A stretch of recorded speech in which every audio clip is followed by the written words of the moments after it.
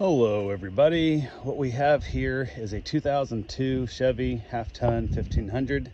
I'm going to point out all the bad stuff that I can think of off the top of my head. I've had this truck for, I don't know, 8 years, maybe 7 years, something like that. It's rusting here in the back quarter of the cab.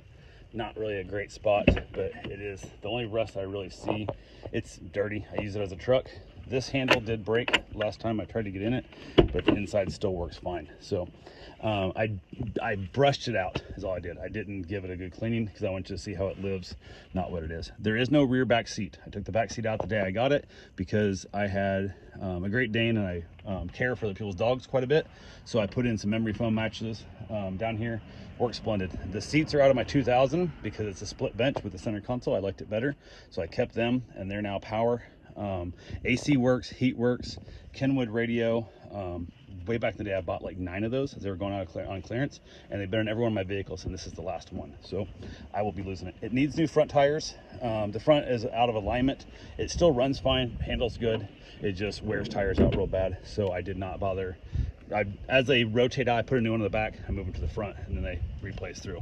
The inner fender wheel is in the back, on the backyard. I took it out. I had a rust brake line, had a little tiny rust pinhole. You can see down there, that little right there. I patched it, it's back up and going. It's been bled out, it's all good to go. I did give the motor a hose off here real quick. It's leaking water somewhere. I don't know where it is. I stopped driving this thing recently. I don't drive that much. It's been a great truck for me, but it's leaking water and it leaks oil both. I'm not really sure where the leak's coming from. I'm over it. Front tire also here needs to be replaced before I take it on a trip.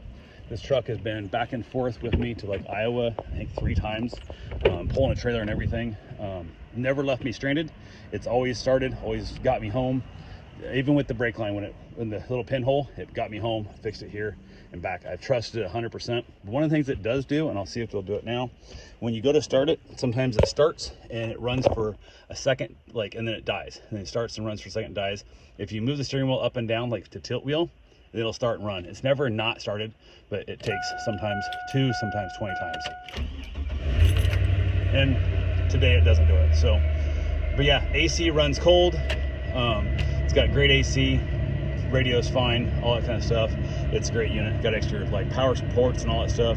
I did cut the little chunk out here that so I can fit my bigger 1 liter of my tumbler for my liquids. So, but yeah, it's been a good truck for me. I'm over it. I don't need it anymore.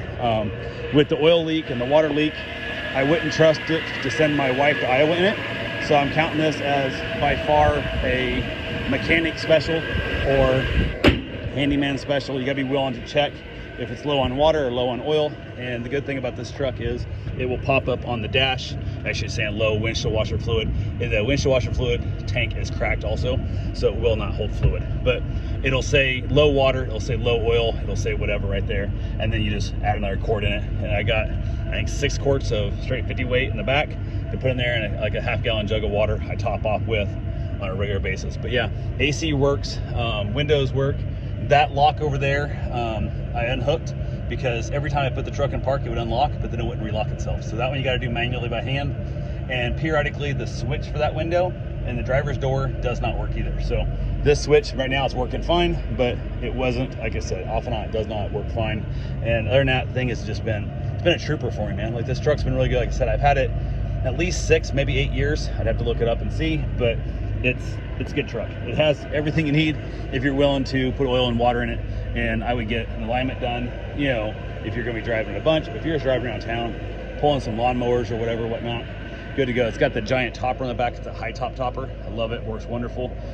Like I said, I used it to move my mother down here with all her stuff in the truck, and I moved all my stuff back. I've made multiple trips back and forth. And like I said, it's never left me stranded. It's always 100% got me home. And it's just a good old truck. I'm gonna price it super cheap, and then I don't wanna haggle and hassle. I'm gonna lower the price like $100 every week until it's gone. Somebody will find the right price and get it out of here. It's, like I said, I wouldn't let my wife drive it to Iowa in it, but because there's a couple little finicky things, and she's never grew up driving vehicles that you had to add water, had to add oil to it, kind of thing. I don't want to do that. So I'm gonna go buy a brand new Dodge, probably, or a brand new Chevy, don't know which yet. But I'm gonna go spend like 100 grand on a truck and let this thing go for virtually nothing. So thanks for checking it out. If you got any questions, hit me up. Happy to show it to you.